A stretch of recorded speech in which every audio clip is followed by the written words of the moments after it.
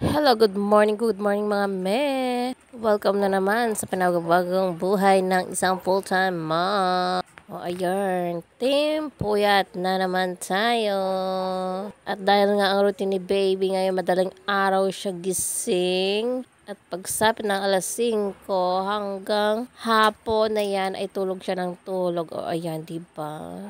At dahil nga alas 5 dapat kailangan akong gising. Dahil pasok din si kuya, kailangan natin siyang asikasuhin.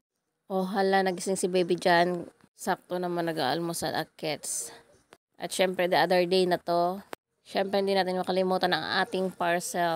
Dahil ang araw na itong nakatambak, kailan buksan natin. Ayan, gamit natin sa kusina. At ito naman ang baby toddler ko. Naabutan ko, nagaganyan, nagpupunas ng kanyang face dito sa harapan ng salamin. Nakita niyo naman ka-arte-arte yarn. At heto ulit, hele kay baby, nagpapapart ako yan.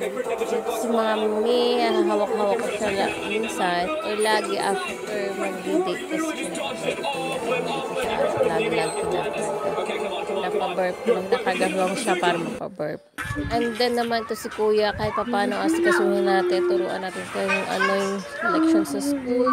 Dahil itong mga karambon, hindi ko na siya masyadong naasikaso kasi nga hirap na hirap din ako sa pagbubuntis ko. I mean, hirap-hirap akong kumilos kasi nga ang bigat ko. Pero naman ang ganda naman ng baby, 2.9 lang naman siya. Ayan, chinek ko lang naman yung lecture ni kuya. At ito kami. Ayan mga mi. Then yan si Ate Polly, si Saheg. Nonood lang ng kanyang email. So, ito na tayo mga mi after natin mag-giving birth. Ayan. 2 weeks na po kami dyan sa video na to.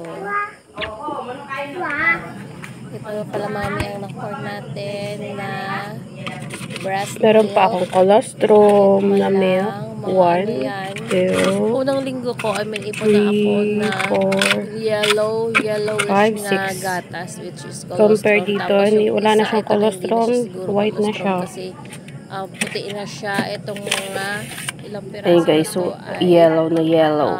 Colostrum siya kasi ito white. Yellow at ito White naman ay puti na siya. Itong huling pump ko na lang siya itong mga karang araw. Pero yung una nung first week ko. At syempre, sa room na kami nagpapahinga ng konti. Ayan ang buhay ng isang full-time mom for today's video mga me. Actually, may kasama naman kami dito sa bahay. Dito yung mama ko. Para di ako masyadong mahirapan sa gawaing bahay. Kasi bawal pa tayo